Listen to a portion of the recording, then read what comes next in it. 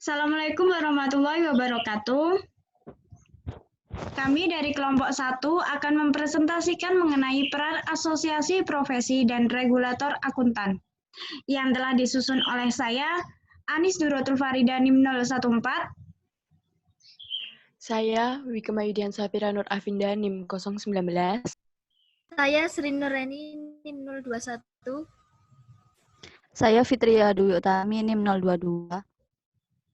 Saya Marita Nurhidayah NIM 158. Saya Yulia Ayu Puspita NIM 239. Langsung saja, yang pertama mengenai skill industri masa depan. Perkembangan teknologi industri dan model bisnis mengalami pergerakan lebih cepat dibandingkan dengan perkembangan ilmu, organisasi profesi maupun profesi akuntan. Perbedaan antara keduanya ini membentuk sebuah loophole yang akhirnya menimbulkan sebuah ketidakpastian. Dan dalam perkembangan di era revolusi industri sekarang ini, kita harus mampu beradaptasi dan mengasah kemampuan serta keterampilan kita. Di era ke depan, setidaknya kita harus mempunyai keterampilan berikut.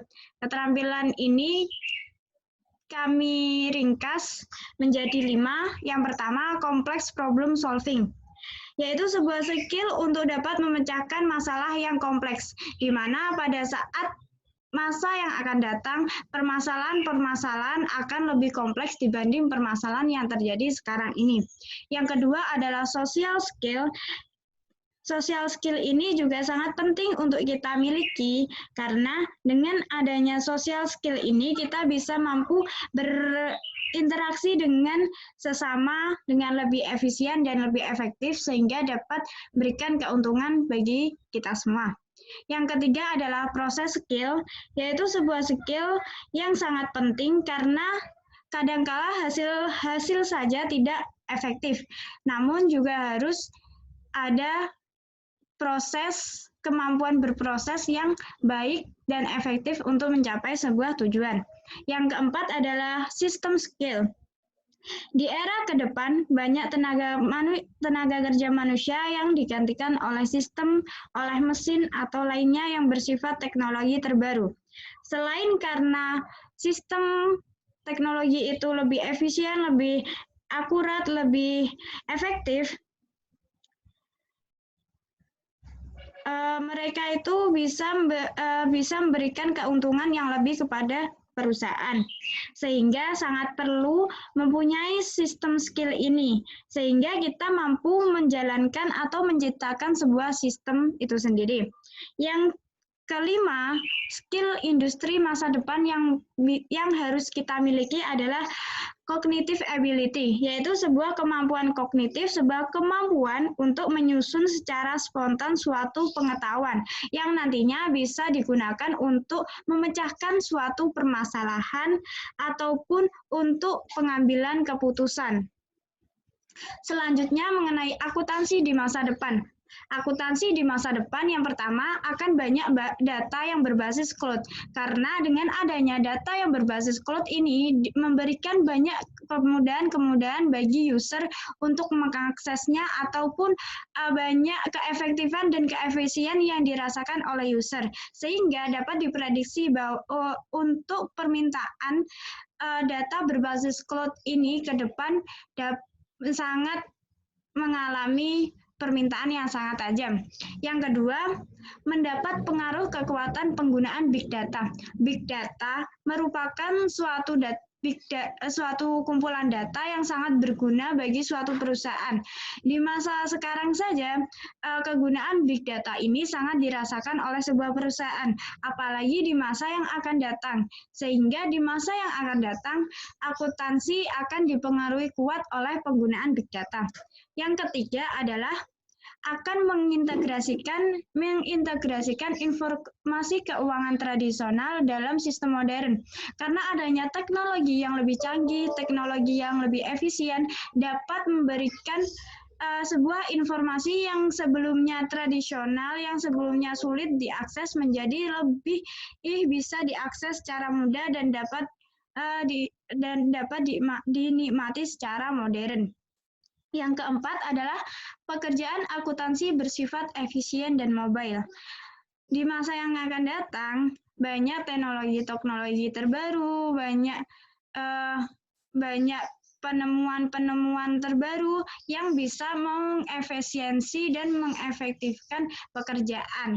Salah satunya pekerjaan akuntansi. Yang kelima adalah peran akuntansi berubah secara radikal. Peran akuntansi yang semulanya pembukuan, pencatatan, pelaporan itu dikerjakan oleh manusia, pada masa yang akan datang, peran-peran tersebut bisa digantikan oleh teknologi, yang dimana lebih efektif dan lebih efisien, sehingga perubahan peran akuntansi ini dapat dirasakan secara radikal.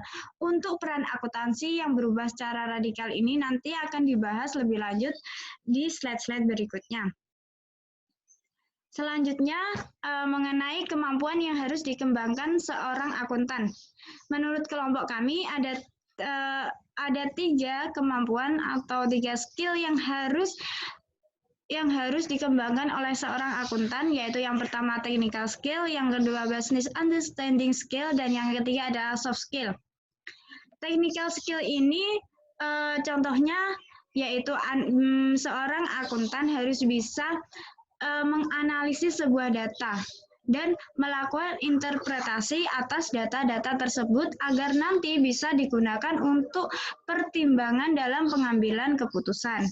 Yang kedua contoh dari technical skill adalah seorang akuntan harus mampu computer science dan data science, sehingga dapat mengefektifkan pekerjaan akuntan di masa yang akan datang. Untuk yang kedua, mengenai business understanding skill. Untuk business understanding skill ini, contohnya adalah memiliki pemahaman bisnis dan membangun relasi.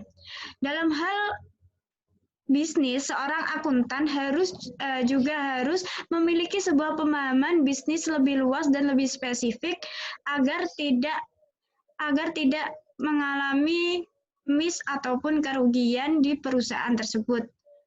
Dan yang terakhir mengenai soft skill ini adalah kemampuan yang tidak kalah penting dibanding kemampuan lainnya atau keterampilan lainnya. Contohnya yaitu komunikasi yang mumpuni, dapat berpikir kritis, dan kreatif. Seorang akuntan ditekankan harus mampu berkomunikasi yang mumpuni, dapat berpikir dengan kritis dan kreatif. Karena di masa yang akan datang, akuntan tidak hanya untuk mencatat ataupun melakukan pelaporan keuangan.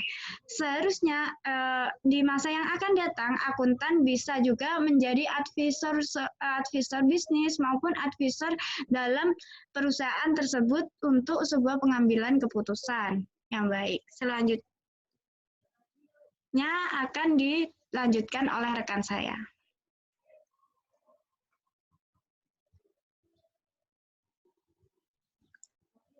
Selanjutnya adalah peran akuntan di era industri 4.0. Peran akuntan di era industri 4.0 adalah kemajuan teknologi informasi dan komunikasi membawa perubahan dalam dunia bisnis dan perekonomian global. Seluruh dunia kini saling terkoneksi satu sama lain dengan mudah, dan kemajuan teknologi informasi dan komunikasi telah membawa perubahan baru ke dunia bisnis. Mau tidak mau, profesi akuntan pun juga harus dapat beradaptasi dan memanfaatkan kemajuan teknologi informasi dan komunikasi yang ada. Dengan adanya kemajuan tersebut, seorang akuntan harus berperan aktif dalam terlaksananya kemajuan tersebut. Peran akuntan tersebut antara lain, yang pertama, Yang pertama adalah meningkatkan kualitas dan kompetensi untuk menghadapi berbagai dinamika industri. Dalam meningkatkan profesionalisme seorang akuntan, perlu adanya kualitas dan kompetensi yang mumpuni. Kualifikasi profesional dan pendidikan berkelanjutan harus terus berkembang demi peningkatan kualitas dan kompetensi akuntan. Seorang akuntan profesional juga harus bisa merangkul teknologi agar dapat senantiasa berinovasi dan memanfaatkan tren digital tersebut untuk kepentingan profesinya. Yang kedua adalah meningkatkan kualitas dan kompetensi untuk menghadapi berbagai dinamika industri. Maaf, yang kedua merupakan mengolah risiko perusahaan secara baik, yaitu dengan good corporate governance. Mengelola risiko perusahaan secara baik merupakan peran akuntan dalam suatu perusahaan, tidak dapat terlepas dari penerapan prinsip tersebut. Dalam suatu perusahaan yang meliputi prinsip kewajaran, akuntabilitas, transparansi, dan responsibilitas. Oleh karena itu, akuntan, khususnya akuntan publik, diharapkan mampu mengawasi pelaksanaan good corporate governance.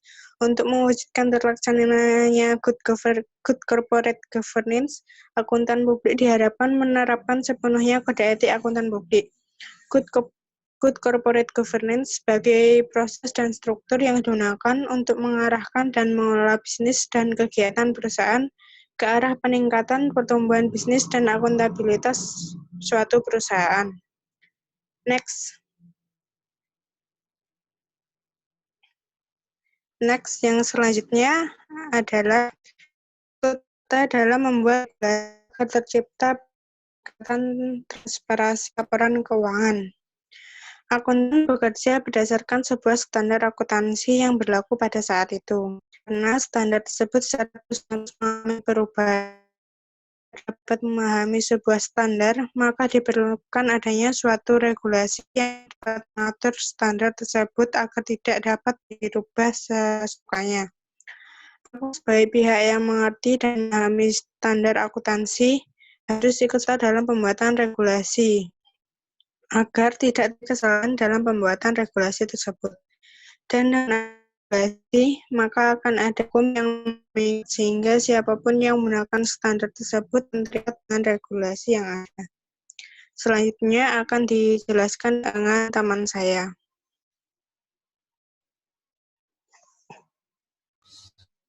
Oke, selanjutnya yaitu poin yang keempat, menggunakan secara optimal berkembang untuk kepentingan stakeholders. Yang mana jika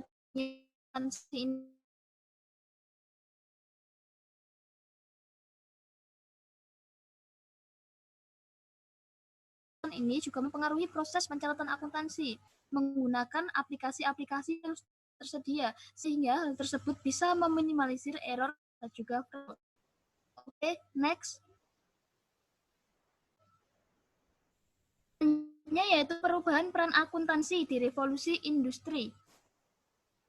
Yang pertama, tidak hanya sekedar melakukan, tapi juga menginterpretasikan hasil sebagai upaya keberlangsungan perusahaan peningkatan laba. Dulunya itu sebagai data prosedur, sekarang profesi menjadi data analisis. Yang kedua, itu sebagai advisor atau penasehat bisnis atau advisor dalam topik bisnis. Dan juga yang ketiga adalah sebagai tata kelola sistem informasi perusahaan dan peran sustainable perusahaan. Akuntan memiliki banyak informasi dan pengetahuan yang mengenai suatu perusahaan. Maka dari itu, akuntan memiliki sangat signifikan dan penting bagi suatu perusahaan. Dan yang terakhir itu sebagai pengolah data yang terintegrasi ataupun sebagai penjaga sekaligus pengembang sistem keuangan perusahaan berbasis teknologi. Next.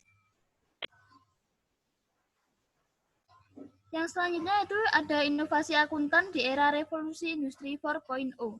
Yang pertama yaitu investasi pada pengembangan digital skills. Yang kedua ada menerapkan prototipe teknologi baru by doing. Yang ketiga ada pendidikan berbasis international certification dan digital skill. Seiring dengan majunya perkembangan teknologi ini, seorang akuntan tidak hanya harus bersertifikasi secara nasional, tetapi harus mengikuti sertifikasi secara internasional. Harus wajib mempunyai skill digital. Keempat ada responsif industri bisnis dengan teknologi.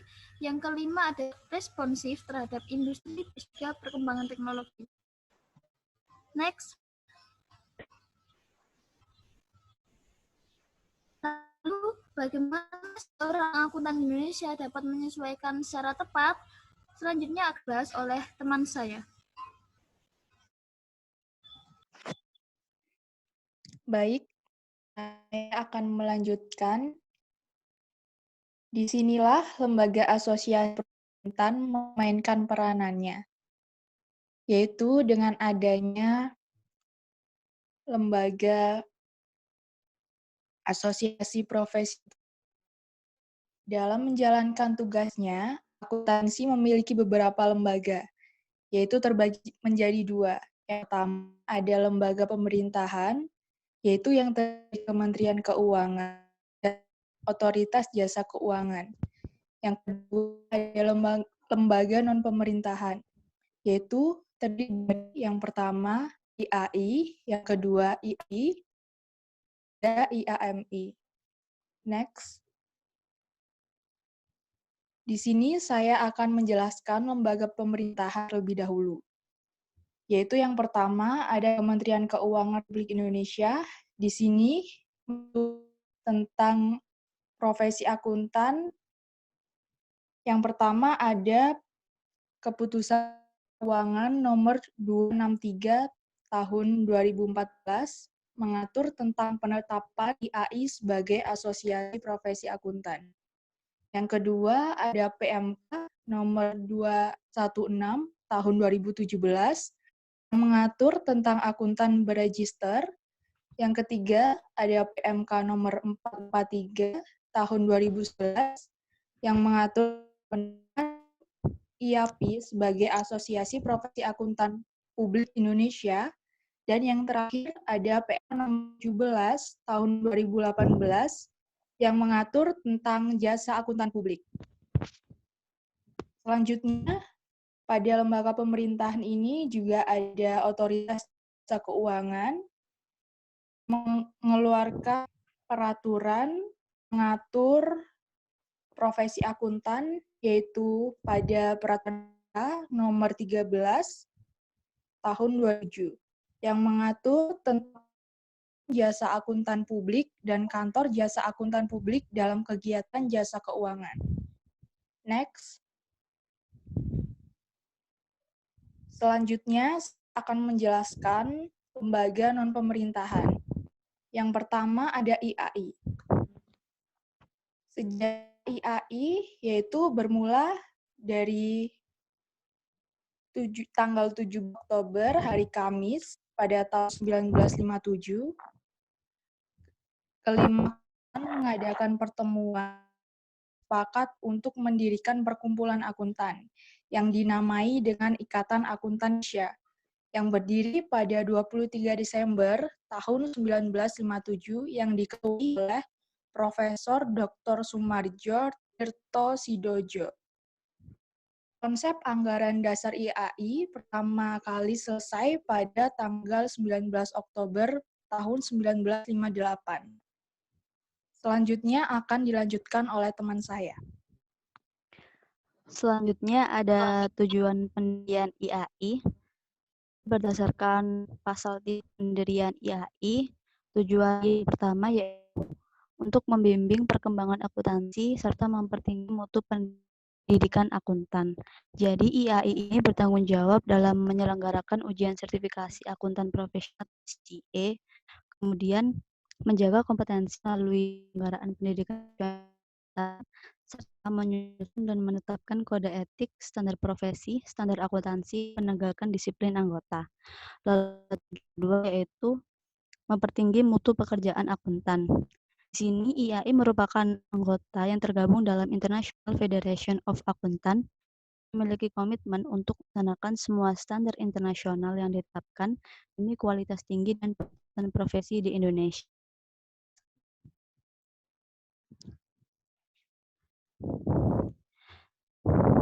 IAI juga mengeluarkan regulasi bagi anggotanya berdasarkan keputusan bernomor K-38-DPN-IAI-12 yang berisi kewajiban memelihara dan kompetensi melalui kegiatan pendidikan berkelanjutan bagi anggota IAI.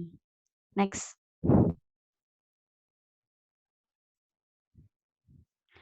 Di sini terdapat struktur dari IAI sendiri yang bagian atas terdiri dari Dewan Penasihat, Dewan Pengurus Nasional, dan Majelis Kehormatan.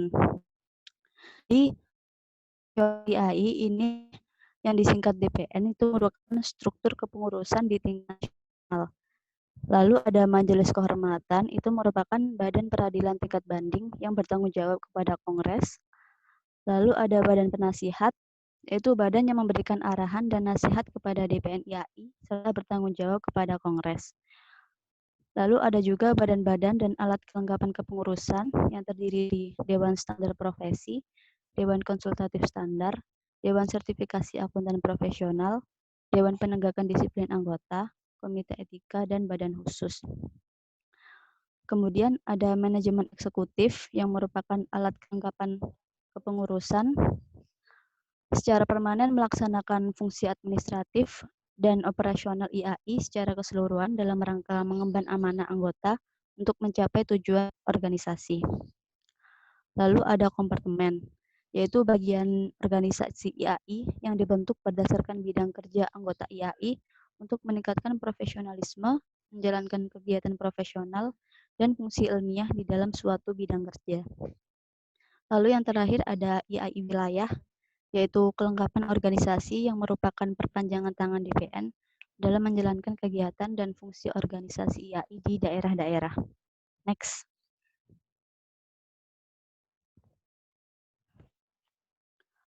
Lalu di sini ada peran dan tanggung jawab IAI. Yang pertama yaitu melaksanakan kegiatan pendaftaran dan pelayanan keanggotaan. Yang kedua, menyelenggarakan pendidikan profesional berkelanjutan. Yang ketiga, mengembangkan profesi akuntan di Indonesia secara keseluruhan. Lalu yang keempat, berkontribusi dalam penguatan akuntabilitas, transparansi, dan tata kelola laporan keuangan di sektor publik, swasta, entitas mikro, kecil, dan menengah. Yang kelima, menyelenggarakan sertifikasi akuntan berkualitas. Yang keenam, menyusun standar akuntan. Yang ketujuh, menyusun dan menetapkan kode etik dan standar profesi akuntan. Lalu yang terakhir yaitu menerapkan penegakan disiplin untuk anggota.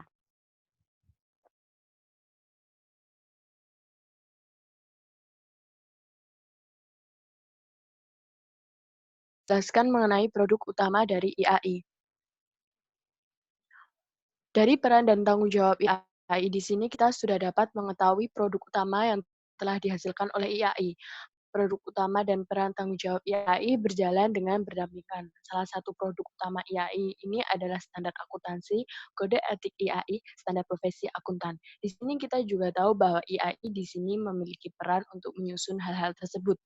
IAI juga memiliki peran untuk mengembangkan profesi akuntansi di Indonesia, maka produk utama dari IAI juga mencantumkan perkembangan profesi akuntansi Indonesia, seperti akuntan profesional bersertifikat Chartered Accountant yang berorientasi pada mutu dan etika, akuntan berpraktik, profesi akuntan bersertifikat khusus, dan anggota muda IAI Aspiring Professional Accountants yang berkualitas.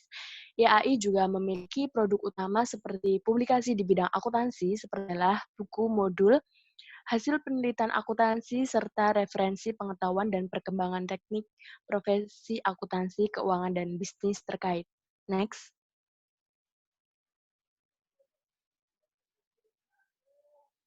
IAPI. Di sini sejarah dari IAPI. Pendirian dari IAI pada tanggal 23 Desember 1957, 20 tahun setelahnya, tepatnya pada 7 April 1977, Dr. Andes Theodorus M. Tuanakota membentuk Seksi Akuntan Publik sebagai wadah para akuntan publik di Indonesia untuk melaksanakan program-program dan semua hal yang berkaitan dengan akuntan publik. Pada tahun 1994, perkembangan pasar modal dan perbankan di Indonesia itu memerlukan perubahan SAK dan standar profesional akuntan publik yang setara dengan standar internasional. Akhirnya pada Kongres IAI ke-7 tahun 1994, anggota IAI sepakat memberikan hak otonom merubah seksi akuntan publik menjadi kompartemen akuntan publik. Pada 24 Mei 2007, Institut Akuntan Publik Indonesia atau IAPI resmi berdiri melalui rapat umum anggota luar biasa IAI, Kompartemen Akuntan Publik. Perubahan ini bertujuan untuk memenuhi persyaratan International Federation of Accountants. mengenai profesi dan etika akuntan publik. Maka, terbit Keputusan Menteri Keuangan nomor 443 tahun 2011 tentang penetapan IAPI sebagai asosiasi profesi. Next. IAPI menjadi lembaga independen, memiliki kewenangannya untuk lebih fokus mengatur profesi akuntan publik agar kualitas akuntan publik di Indonesia ini dapat lebih berintegritas, bertanggung jawab, dan berstandar internasional. IAPI juga melakukan penyusunan SPAP, melakukan PPL, dan melakukan profesi berkelanjutan. Next.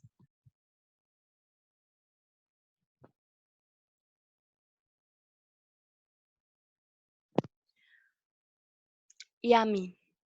IAMI atau Institut Akuntan Manajemen Indonesia ini sebelumnya menjadi salah satu kompartemen dari IAI. Tepatnya pada tanggal 1 April 2008, IAMI didirikan dengan akta notaris Ani Adriani Sukmayantini SH, dan IAMI ditetapkan menjadi anggota Asosiasi IAI sesuai Surat Keputusan DPN IAI nomor Keputusan 72 tahun 2009. IAMI merupakan asosiasi profesi akuntan manajemen dan memuat mengenai kode etik dan standar profesi akuntan manajemen Indonesia. Sekian presentasi dari kelompok kami. Jika ada salah kata, mohon dimaafkan. Wassalamualaikum warahmatullahi wabarakatuh.